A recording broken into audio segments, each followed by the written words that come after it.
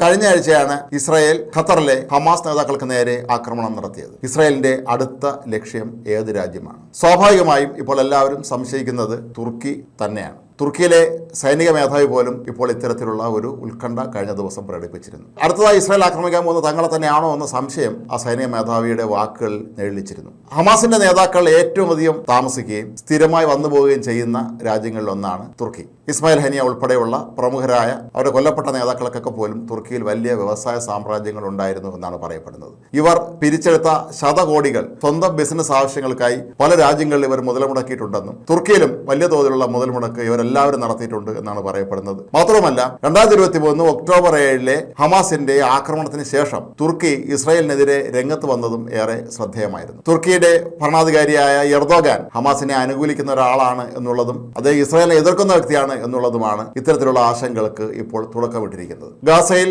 ഹമാസിന്റെ നേതാക്കളൊക്കെ താമസിക്കുന്നത് അല്ലെങ്കിൽ അവരുടെ സ്ഥാപനങ്ങൾ ഏതാണ് എന്നുള്ള കാര്യം ഒരുപക്ഷെ ഇസ്രായേലിന്റെ രഹസ്യാന്വേഷണ ഏജൻസിയായ മൊസാദ് ഇതിനോടകം തന്നെ ഇസ്രായേൽ സൈന്യത്തെ അറിയിച്ചു കാണും എന്നാണ് അവർ ഭയക്കുന്നത്. തുർക്കി നാറ്റോ സഖ്യകക്ഷിയാണ്. അതുകൊണ്ട് തന്നെ അമേരിക്ക തുർക്കിയെ സംരക്ഷിക്കാൻ ബാധ്യസ്ഥരാണ് എന്നുള്ള ഒരു ന്യായമാണ് ഒരു വിഭാഗം ഉയർത്തുന്നത്. എന്നാൽ അമേരിക്കയുമായി ഏറ്റവും അടുത്ത് ബന്ധം പുലർത്തുന്ന അമേരിക്ക സൈന്യ താവളങ്ങൾ പോലുമുള്ള ഗൾഫ് രാജ്യങ്ങളിലേക്ക് ഇസ്രായേൽ ഇപ്പോൾ ആക്രമണം നടത്തിയ സാഹചര്യത്തിൽ തുർക്കി നാറ്റോ സഖ്യകക്ഷിയാണെന്നുള്ള കാര്യമൊന്നും തന്നെ ബെഞ്ചമിൻ നെതന്യാഹു കണക്കിലെടുക്കുകയില്ല എന്നാണ് തുർക്കിയിലെ ചിലരെങ്കിലും ഭയക്കുന്നത്. അങ്ങനെയാണെങ്കിൽ ഇവരെ എങ്ങോട്ട് മാറ്റും എന്നുള്ളതാണ് പ്രസക്തമായ മറ്റൊരു ചോദ്യം. തുർക്കിയിലുള്ള പല ഹമാസ് നേതാക്കളും ഇപ്പോൾ പേടിച്ച് വിറച്ച് കഴിയുന്നു എന്നാണ് പറയപ്പെടുന്നത്. കാരണം മൊസാദിനെ ഉപയോഗിച്ചുകൊണ്ട് കൃത്യമായി തങ്ങൾ താമസിക്കുന്നത് എവിടെയാണ്, തങ്ങളുടെ ഓരോ നീക്കങ്ങളും തങ്ങൾ പോലും അറിയാതെ ട്രാക്ക് ചെയ്യപ്പെടുന്നു എന്നുള്ള ഭയം അവർക്കെല്ലാവർക്കും ഉണ്ട്. തുർക്കിയെ സംബന്ധിച്ചിടത്തോളം അവർ ലോകത്ത് ഏറ്റവും അധികം ആയുധങ്ങൾ നിർമ്മിക്കുന്ന രാജ്യങ്ങളിൽ ഒന്നാണ്. കുറെ മാസങ്ങൾക്ക് മുമ്പ് എർദോഗാൻ തന്നെയാണ് പ്രഖ്യാപിച്ചത് രാജ്യം മിസൈലുകളുടെ നിർമ്മാണം അതല്ലെങ്കിൽ യുദ്ധ സാമഗ്രികളുടെ എല്ലാം നിർമ്മാണം വർദ്ധിപ്പിക്കാൻ പോവുകയാണ് എന്ന്. ഇസ്രായേൽ തങ്ങളെ ആക്രമിക്കാൻ വരികയാണെങ്കിൽ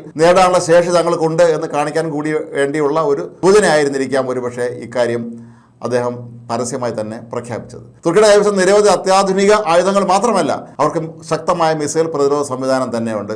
ഇസ്രായേൽ ഉള്ളതുപോലെ തന്നെ ഒരു മിസൈൽ പ്രതിരോധ സംവിധാനം തുർക്കിക്കുമുണ്ട്. അതുകൊണ്ട് തന്നെ പെട്ടെന്ന് ഇസ്രായേൽ തങ്ങളെ ആക്രമിച്ച് കീഴ്പ്പെടുത്താൻ കഴിയുകയില്ല എന്ന ആത്മവിശ്വാസം ഒരു വശത്ത് തുർക്കി കാത്തു സൂക്ഷിക്കുമ്പോഴും മറുവശത്ത് ഇതിനെല്ലാം കടത്തിവെട്ടിക്കൊണ്ട് തങ്ങൾ ആക്രമിക്കാനുള്ള സംവിധാനങ്ങൾ ഇസ്രായേലിനുണ്ടോ എന്നുള്ള കാര്യം ഇപ്പോഴും തുർക്കിക്ക് നല്ല നിശ്ചയമില്ല. കാരണം ഇസ്രായേലിന്റെ എല്ലാ കാര്യങ്ങളിലും രഹസ്യവും ദുരൂഹതയും എപ്പോഴും തുടരുന്ന ഒന്നാണ്. അവരുടെ ചാരസംഘടനയായ മൊസാദ് ഏത് രീതിയിലാണ് കാര്യങ്ങൾ ഓപ്പറേറ്റ് ചെയ്യുന്നത് എന്ന് ഒരുപക്ഷെ തുർക്കിക്ക് ചിന്തിക്കാൻ പോലും കഴിയുകയില്ല.